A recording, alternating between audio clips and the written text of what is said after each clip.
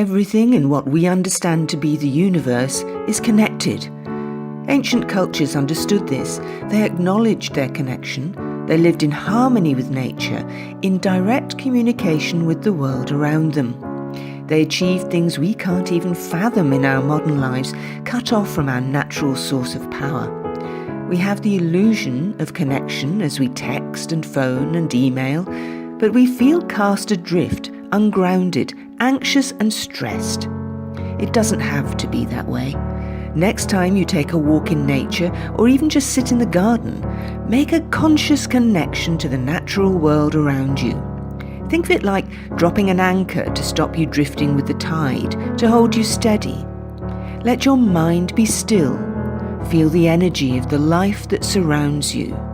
Let your anxieties and worries drain away into the earth underneath your feet, and notice how much better you feel as a result. Let nature be your medicine and your strength. Pause, refresh, and restart.